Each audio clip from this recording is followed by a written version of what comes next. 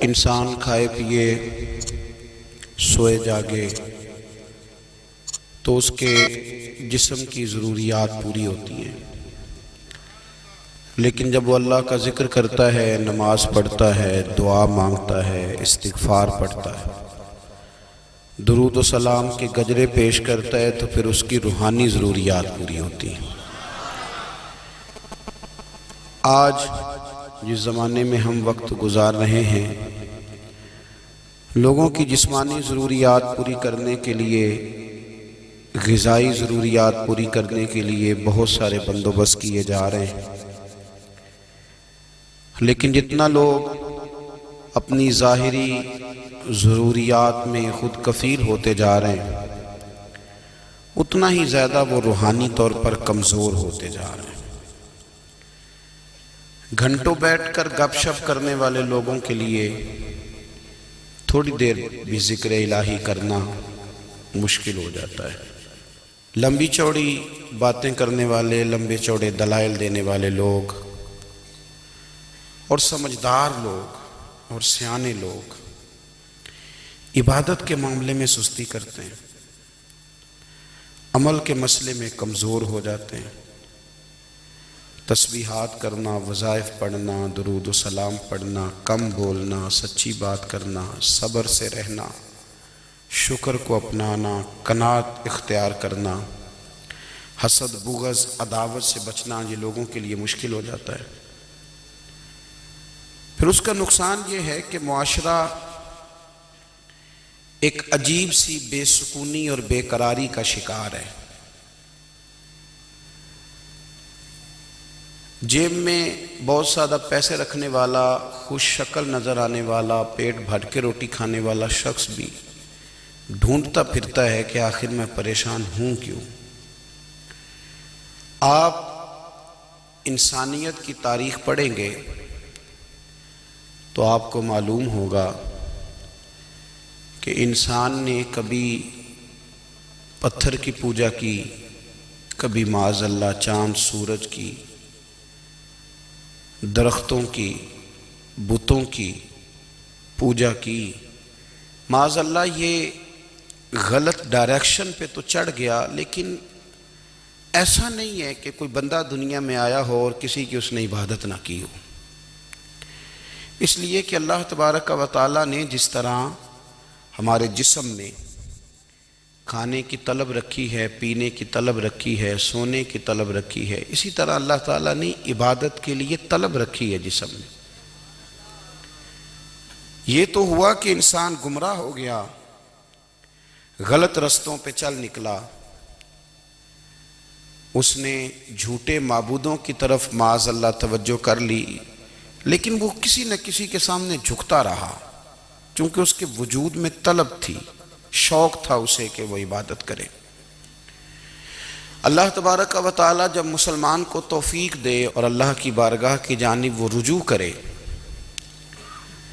تو پھر اس کا رویہ یہ ہونا چاہیے کہ اس کی توجہ ہو اللہ کی جانب۔ ہمارے ہاں تسبیحات پڑھ لی جاتی ہیں اگر کبھی موقع ملے، لیکن وہ خاص انہماک، وہ خاص شوق، وہ خاص ذوق اللہ تبارک و تعالیٰ کی عبادت کا، ایک ہوتا ہے نماز پڑھنا، ایک ہوتا ہے اہتمام کے ساتھ نماز پڑھنا، یعنی ذرا وقت پہ اٹھنا، ذرا صحیح کر کے وضو کرنا، ذرا شوق سے مصلی بچھانا۔ ایک ہوتا ہے تسبیح پڑھ لینا، اور ایک ہوتا ہے ذرا تھوڑا سا شوق کے ساتھ اللہ کو یاد کرنا۔ آپ کبھی جو میں نے آیہ کریمہ پڑھی، اس کی آپ شان نزول دیکھیں۔ نبی کریم صلی اللہ تعالیٰ علیہ وسلم کے کچھ صحابہ اللہ کی محبت کے شوق میں حضور کی بارگاہ میں حاضر ہوئے، اور انہوں نے آ کے عرض پتہ کیا کیا؟ عرض کرنے لگے، یا رسول اللہ صلی اللہ تعالیٰ علیہ وسلم، سالوں بیت گئے ہیں سجدے کرتے ہوئے، حضور سالوں بیت گئے ہیں تسبیح پڑھتے ہوئے، سالوں بیت گئے کہتے ہوئے کہ سبحان اللہ وہ پاک ہے، ہمیں سالوں بیت گئے یہ کہتے ہوئے کہ اللہ اکبر وہی سب سے بڑا ہے، سالوں بیت گئے کہتے ہوئے کہ الحمدللہ ساری تعریفیں اللہ کے لیے سالوں بیت گئے اس کی تسبیح کرتے، تحلیل کرتے، تکبیر کہتے، حضور اب نہ ہمارا اپنے رب سے ملنے کو جی چاہتا ہے۔ کبھی اے حقیقت منتظر نظر آ نہ لباس مجاز میں، لاکھوں سجدے تڑپ رہے ہیں میری جبین نیاز میں۔ اور اقبال کہنے لگے کہ تیرے عشق کی انتہا چاہتا ہوں، تو میری سادگی دیکھ کیا چاہتا ہوں، میرا ذرا سا تو دل ہے مگر شوخ اتنا، میں وہی لن ترانی سنا چاہتا ہوں۔ میرا بھی دل کرتا ہے کہ اللہ میں تجھے کہوں میں تجھے دیکھنا چاہتا ہوں، جس طرح حضرت موسیٰ کلیم علیہ السلام نے کہا تھا، اور تو مجھے کہے کہ لن ترانی تو نہیں دیکھ سکتا، ذرا سا تو دل ہے مگر شوخ اتنا، میں بھی وہی لن ترانی سنا چاہتا ہوں۔ پھر کہنے لگے بھری بزم میں راز کی بات کہہ دی، بڑا بے ادب ہوں سزا چاہتا ہوں۔ دیکھو سب لوگوں کے بیچ ہی میں نے یہ کہہ دیا۔ میرے عزیز صحابہ نا شوق میں، کتنے سارے لوگ ہیں آپ، کتنی ماشاءاللہ بڑی تعداد میں آپ آئیں، ہم بھی کبھی اس شوق میں گئے ہیں کہ ہمارے رب کو دیکھنے کو دل چاہتا ہے، ہمارا جی چاہے وہ کبھی ہمیں ملے، ہم کبھی اس کی زیارت کریں، اس کی بارگاہ کرم میں ہم حاضر ہوں۔ صحابہ نے عرض کیا یا رسول اللہ صلی اللہ تعالی وسلم ہمارا رب کہاں ہے؟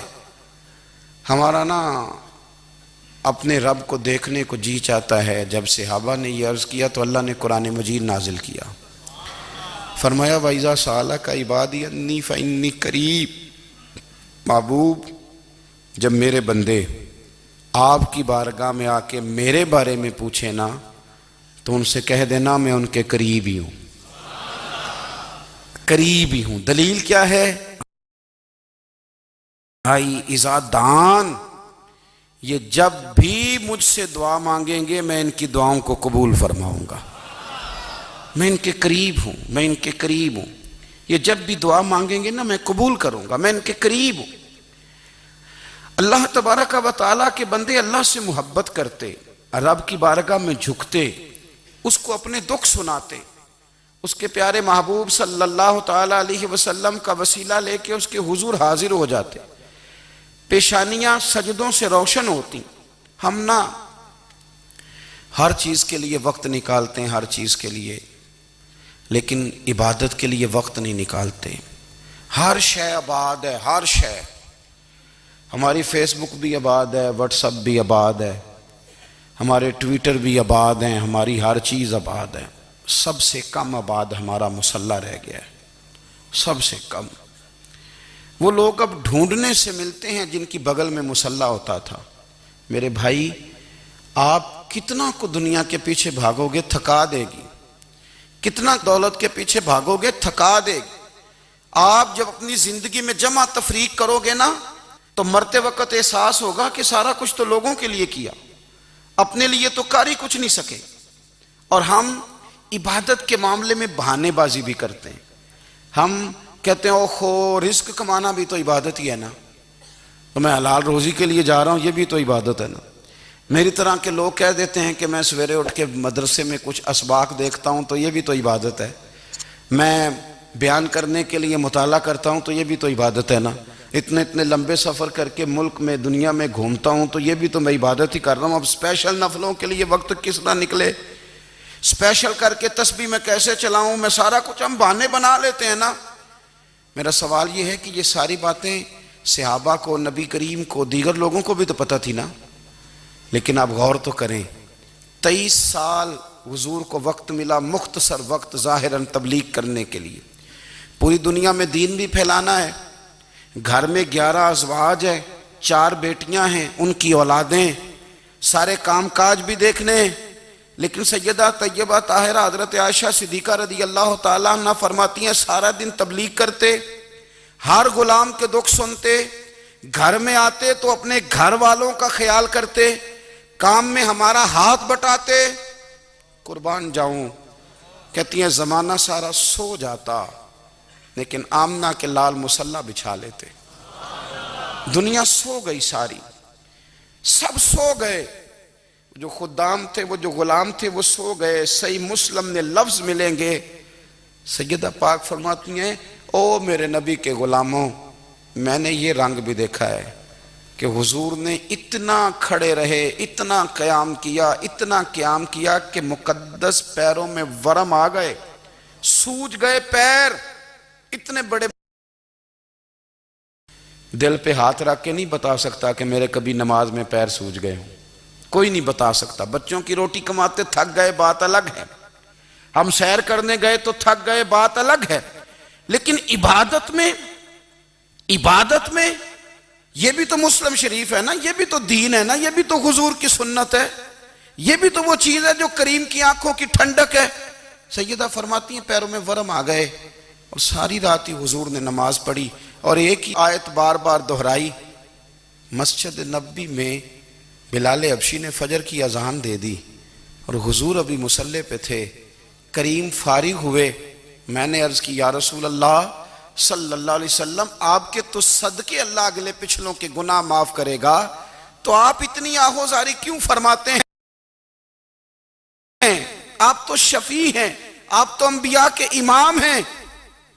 تو حضور نے فرمایا عائشہ تم نے گنوایا ہے نا میرے اللہ کی مجھ پر کتنی رحمت ہے، افلا اکون عبدا شکورا، فرمایا اگر اس نے اتنی نعمتیں دی ہیں تو کیا میں اس کا شکر گزار بندہ نہ بنوں؟ میں شکر گزار بندہ نہ بنوں اس کا؟ پھر اگر اتنی نعمتیں اس نے دی ہیں، مجھے اتنا نوازا ہے، تو پھر میں اس کے سامنے سجدے نہ کروں؟ او میرے بھائی، بڑے قابل فخر لوگ ہیں ہم کہ ہم نبی پاک کے غلام ہیں، ہم قابل فخر ہیں کہ نبی کریم کے غلام ہیں۔ کیا کبھی اس غلامی کے شکرانے میں بھی 2 نفل پڑھے کہ یا اللہ تیرا شکر ہے تو نے ہمیں حضور کا غلام بنایا ہے؟ یاد رکھیں کہ اپنی روحانی زندگی کو آباد کریں، استغفار پڑھیں، تسبیحات کریں۔ حضرت عبداللہ ابن عمر رضی اللہ تعالیٰ عنہ حضرت عمر کے صاحبزادے، مکہ مکرمہ میں ان کی قبر ہے۔ میں نے جب انہیں پڑھا تو مجھے ان سے بڑا پیار ہو گیا، لیکن آپ کو پتہ ہے وہاں جا کے کسی شخص کا مزار تلاش کرنا یا پوچھنا ایک مشکل کام ہوتا ہے۔ تو ایک دفعہ میں مکہ شریف میں حاضر تھا، تو ایک گاڑی والا ڈرائیور مجھے کہنے لگا کہ مولانا میں آپ کو جانتا ہوں، مجھے آپ سے محبت ہے، ایک بات بتاؤں آپ کو؟ میں نے کہا بتاؤ۔ کہنے لگے حضرت عبداللہ ابن عمر کی قبر دیکھنی ہے۔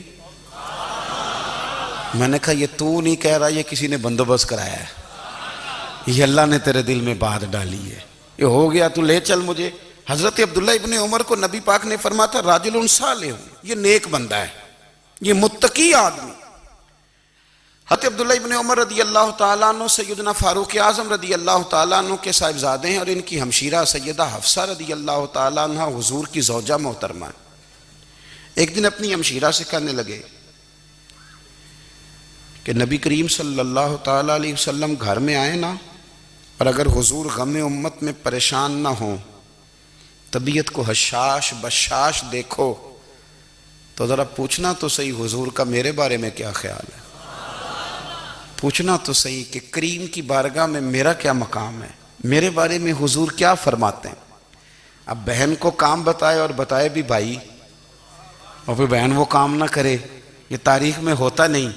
حضرت عمر فاروق رضی اللہ تعالیٰ عنہ کی صاحبزادی ام المومنین رضی اللہ تعالیٰ عنہ فرماتی ہیں کہ میں تو بس منتظر تھی، انہوں نے تو کہا تھا نا کہ اگر تم حشاش بشاش دیکھو تو بات کرنا، لیکن حضور تشریف لائے، میری باری تھی، میرے گھر تشریف لائے، کھانا پیش کیا تو فوراً میں نے عرض کی حضور ایک بات پوچھنی تھی۔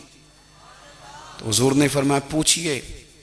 میں نے عرض کی حضور میرے بھائی عبداللہ ابن عمر کے بارے میں آپ کا کیا خیال ہے؟ نوجوانوں میری بات پہ غور کرنا، میرے بھائی کے بارے میں آپ کا کیا خیال ہے؟ تو نبی کریم صلی اللہ تعالیٰ علیہ وآلہ وسلم نے میری طرف دیکھا، اور پھر حضور زیر لب تھوڑا مسکرائے، اور بریلی کے امام کہتے ہیں کہ حضور مسکرا دیتے تھے نا تو جو بڑا دکھی ہوتا تھا وہ بھی ہنس پڑتا تھا۔ اب سوال پیدا ہوتا تھا کہ پھر تو اس مسکراہٹ کے لیے انتظار کرنا پڑتا ہوگا کئی مہینے کہ حضور مسکرائیں تو رونے والے ہنسیں، تو اعلیٰ حضرت فرماتے نہیں، انتظار نہیں کرنا پڑتا، یہ مسکراتے رہنا تو حضور کی عادت ہے۔ جس کی تسکین سے روتے ہوئے ہنس پڑے، اس تبسم کی عادت پہ لاکھوں سلام۔ یعنی یہ تو عادت ہے حضور کی مسکراتے رہنا، اس کے لیے انتظار نہیں کرنا پڑتا۔ بھائیو آپ خیال رکھیں گے، غور کریں گے، حضرت عبداللہ ابن عمر رضی اللہ تعالیٰ عنہ کے بارے میں پوچھا تو سیدہ فرماتی ہیں کہ نبی کریم صلی اللہ تعالیٰ علیہ وسلم نہ زیر لب مسکرائے اور فرمایا حفصہ تیرا بھائی ہے تو اچھا، لیکن میں نے سنا ہے کہ عشاء کی نماز پڑھتا ہے تو فجر تک سویا ہی رہتا ہے۔ او نوجوانوں، 10 بجے تک سونے کی بات نہیں ہوئی، 9 بجے تک سونے کی بات نہیں ہوئی، 11 بجے اٹھنے کی بات نہیں۔ حضور فرمانے لگے میں نے سنا ہے کہ عشاء کی نماز پڑھ کے سو جاتا ہے اور فجر تک سویا ہی رہتا ہے، اسے چاہیے کہ تہجد کے وقت اٹھا کرے، اللہ کی بارگاہ میں حاضر ہوا کرے، آہوزاری کرے، سجدے کرے، عبادت کرے، اٹھتا ہے اور فجر میں جا کے اٹھتا ہے۔ حضرت جناب حفصہ رضی اللہ تعالیٰ عنہ کہتی ہیں میں نے جناب عبداللہ ابن عمر کو پیغام دیا اور میں نے کہا میرے جوان بھائی سن، نبی پاک نے فرمایا ہے تو اچھا پر تہجد میں نہیں اٹھتا، نفل نہیں پڑھتا۔